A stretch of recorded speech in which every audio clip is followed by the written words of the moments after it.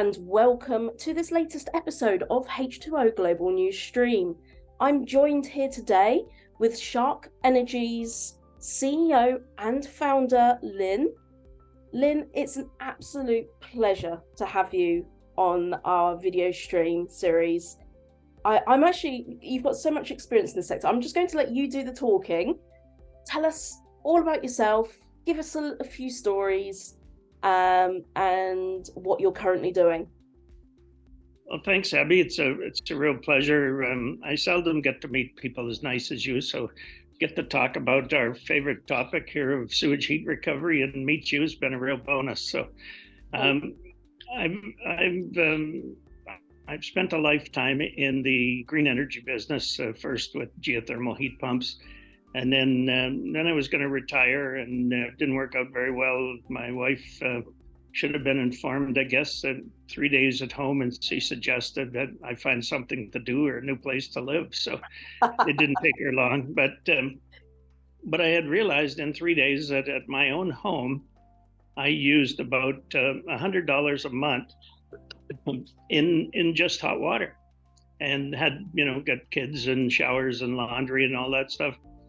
And being a rather frugal old guy that I am, I wondered, how can we get that back? And then I looked around the neighborhood, and I thought, if everybody in the neighborhood is throwing away $100 a month, where's it going? And why can't we get it back? And that's really the honest to goodness truth of how Sharc began, was me trying to get a few bucks back we spend every month on utilities. And then when you look at the world, and there's 938 trillion liters of sewage a day that's all been heated about 30 degrees Fahrenheit. And then it flows from, every city in the world, usually into the rivers and oceans. And, it's just completely wasted. And that's what we're here to talk about today, right? The value of energy in that wastewater. Well, that's right. And so what I wanted to do was find a way to efficiently recover that. And so I thought, how tough can that be? You just got to take the heat out of sewage. So it took about 6 years to figure out just how tough it really was, because sewage is not the most pleasant thing to work with, and Right. Plugs every heat exchanger. And so we worked here diligently. We've got an amazing crew here at Sharc, and we developed what is really the world's leading technology for sewage heat exchange. And so we can get some of that energy back. And when you look at cities like London and New York, and that, and a city like New York has 1.3 billion gallons of wastewater a day. Mind blowing. Oh yeah, and it all flows out into the Hudson River or into the ocean there, and melts ice and does all that. So I'm also, in the waning years of my life, probably here, I'm 68 years old. So I've got grandchildren that actually worry about things like the world ending in their lifetime. When I was a kid growing up on the farm, Abby, I never thought about the world ending. I never thought about anything. I wasn't worried about a darn thing. But these poor kids see it on the news every day, all these climate emergencies and stuff. So I promised my 3 granddaughters that I would spend the rest of my life trying to find a solution. Yeah. And we've got a pretty good one. When I was speaking to you before arranging this interview, I think that was the one thing which cut really deep for me, that your grandchildren are exposed to so much information. It's the world we live in now. We live in a world where information is so accessible, and it is a scary reality. But we also live in a world where people like you exist, and people that are willing to put their retirement and not their happiness, because I'm sure you're extremely happy, but their well-being aside, to focus on a product which seems like it seems obvious when you talk about it. It seems obvious. But you think so, Abby? Like, that I don't know many things about a lot of things, but I'm pretty good about moving heat. And everybody goes, Lynn, just makes sense. It It just makes sense. Robs me of all my brilliance because people just give you the fact there's a lot of energy there. Why don't you get it back? And they don't realize what we went through. But it is really simple. For our system, I read a lot of, and I'm a complete nut for new ideas, and I read a lot about fusion, and I read a lot about all these things that you really need sort of a quantum shift of how the world is operating for you to have a fusion device in your house. And slightly radioactive in your basement probably isn't a good thing. All we need for Sharc to work is that the second law of thermodynamics stays in effect, and that is that heat moves from warmer to colder, and then our system works. And the other one is just the law of engineering, that crap runs downhill. So we collect it, and we just use a technology that's been around forever, refrigeration. So we just use a refrigeration heat pump to take the heat out of the water. We've cleaned it up with the Sharc system so it doesn't plug heat exchangers and stuff. And I refer to that as, a heat pump works like your refrigerator. And because I've been a working man my whole life, I use the analogy that I pick up a 6-pack of beer every night on the way home. It's warm, and I put it in the fridge, and a couple hours later, the beer's cold and the back of the fridge is warm.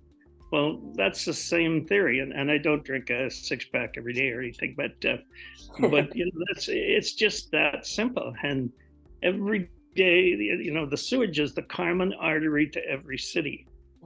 And every building in the city is connected to it. And there's only one sewage authority. So it's much easier to work with one than 100. Of course. And when you look at the ability, so we did a building in Washington, D.C. recently that's 150,000 square feet, all glass, super designed, architecturally beautiful building. And we put our system in there, and they virtually need no external heating. It was built for DC water over a sewage treatment or over a pumping station. So we had access to incredible amount of sewage for the operation. But then we also replaced the cooling tower, because in the summer you can also put the heat into the wastewater. Oh. And so we estimate about 3 million gallons of water, fresh water saved. And most places in the world now, water's kind of a rare commodity. So when you think of, all of this wastewater getting together under the city of London or New York, it's just going out to waste. So it seemed like a natural idea to me. And like I say, I've been green for so long that, I'm so old now that moss grows on the north side of me, but that's not the kind of green. But, it's been fun. And I like to think at Sharc, we always try to, doing the right thing is the minimum standard we have. So every day the guys come in here excited, the guys and girls that work here come in excited to do something good. I think one of the, I get to meet many wonderful people, and you are one of those which just makes me naturally laugh. And also your passion for green is invaluable. We need so many people to look at this video and say, wow, that guy is an inspiration. And I think for me, it does seem like such an obvious solution, even though it's taken you this long 6 years actually isn't that long to turn a product like yours into something incredible. So I applaud you for that. Many people take a few decades to get a product which can have this much impact on the world. But what's the next steps? I want people looking at this saying, okay, I should have that for my building, my city, my this, my that. Yeah. What's the process? Can you tell me a little bit about that? Yeah, and you're absolutely right, Abby. The easy part is thinking about it. The hard part is putting it into action. So over the last number of years, we've done projects literally all over the world. And every time we do one, we tend to learn more. Yep. And so now it's come to the evolution of Sharc facilitating projects. So we have to we have to work with people. So for instance, we work with Nick out of New Zealand that can map thermally the entire city of London, for instance, and show all of the opportune points to put in a system to do the most good. So we're building the infrastructure, and somebody told me one time it takes about 10 years to really build a company. And I thought, crazy guy, he doesn't know what he's talking about, but it takes at least 10 years to build a company. So, Yes. that's one of the things I love the most about what I do is I get to learn so much every day. And my lifetime has probably learned everything by making mistakes, not doing everything right. So I like the opportunity to do that. And so right now we're kind of rolling out around the world and looking for opportunities. And when you see things like Russia being able to hold your country ransom for energy, that's wrong. And we can cut that by 50% basically. I love that. So we want to make a difference. And I just recently had a quadruple bypass, as you know, Abby, but I didn't think about, well, how am I going to spend my waning years, relaxing? I couldn't wait to get back to work. Like, I love what I do, and I love why I do it. And every day now, when you have your shower and you do your laundry, you're going to go, I'm throwing away a lot of energy there. And especially and energy prices, especially in the UK, have soared. Yeah. Put fuel in the pumps aside, household bills have skyrocketed, and it's situations when I listen to you speaking, I hope with everything that people that are listening to this take action, because people are actually suffering. This is the difficulty. It's not just the planet. It's not just the planet which is suffering.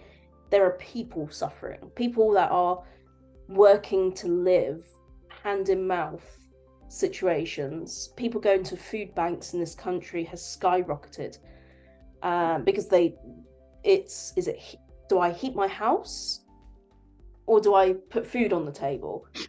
So it's a problem which needs to be resolved and addressed, and thankfully, as I said before, smart people like you are doing it. What I would love to hear is, anybody watching this, what would you like to share? What's your last words for the audience? Well, I think that my whole life and business life has been really doing very simple things. So I grew up on a farm, Abby. We didn't have electricity till I was about 6. We didn't have running water till I was a teenager. Wow. And it's amazing. People would think of that. What sort of fossil are you? But we lived a very sustainable life on the farm. And I always use the joke that we were so poor that the mice in our house starved to death. So, I look back now and I think, gosh, that was such a great life.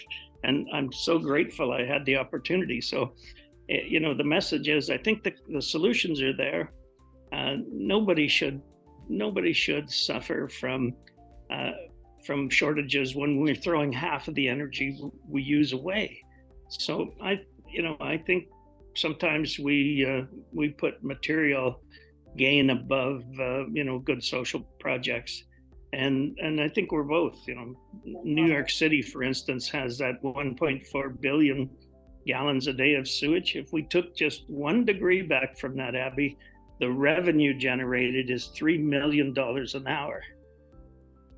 And that's something we haven't actually touched upon at all. The revenue that can be generated from this, not just the climate. Yeah. If at your house you throw away probably on average about 4 pounds a day worth of energy. Mm-hmm. So for 1 pound, I can get that 4 back for you. So we operate at about 400% efficient. Yeah. So it makes great sense. And everything we do offsets the use of fossil fuels like natural gas, because we can use the same energy in a perpetual cycle. You use it, you put it down the drain, we catch it, move it back for 25% of what it costs to make it, and use it again. So it's a kind of a perpetual motion machine for energy. And it only takes 25 cents to 25 cents to get a dollar. It's just remarkable. And actually, now I know this was supposed to be your passing words, but now I've just got one last question for you. Does this have to be done on a commercial level, or can a household ring you up and say, I want this in my house? Yeah, and right now we only, we can go down to about an apartment of about 10 flats, 10 units. Yeah. We haven't designed one for a single family home, but it is something I have on my list of things to do. I actually built one and it worked great, but it wasn't revolutionary enough for me. I want to build a hot water tank for your home that recovers all the heat, but operates on solar. And so we can take your hot water completely off the grid. And so that's kind of my challenge for the next few years here, is to get that on the market. But I think if we just, reuse everything, and I might just digress here for a minute and talk about a system we did for our First Nations friends over at the Musqueam First Nations Reserve here. We put in a system that serves 23 acres of development, about 1,250 living units, and we share all the energy between all the buildings. And then the sewer line just balances whether it's heating or cooling. So we've got the largest carbon-free district energy system in the world here in Vancouver. And the people living in the buildings pay more in service fees than they do in energy use. So, when you've done that, it's pretty good. So, and the vision of our First Nations friends at Musqueam was to pass the savings on to the people and live in harmony with nature. And somebody told me many years ago, Abby, maybe as my parting thought, is energy's like a wave in the ocean. There's peaks and valleys, but given the opportunity, it'll level out. So, like the heat you throw away from air conditioning in the summer, you can use to heat the building in the winter. So, we've just found a way to move that around. So, it's been a wonderful life. I've been so lucky to have a great family and just a challenge every day to be fulfilled. So, I love it, and I get to meet great people like you, and it makes it worthwhile. Oh, and me too. And I actually have so many questions. This interview could go on forever, but I think if I can ask you one thing, I think you have the power to put energy, or how people manage their energy, into their own hands and their own control. Keep doing what you're doing. It is so important. And you really could revolutionize the way how we see energy, especially in the domestic home. Well, anywhere, but domestically, you could have a real impact on people's lives. And let's speak again when you hit your next milestone. I'd love to have another chat with you, and keep the audience up to date. Well, thank you, Abby. It's just been an honor to spend time with you. You're such a nice lady, and yeah, I think we'll continue the challenge. Like my retirement plan is to die in my car on the way to work one day. So I'm not going anywhere. No, you're not allowed to. You're staying. But take care over there in Jolly Old, and it's just an absolute pleasure. Thank you. Thank you so much.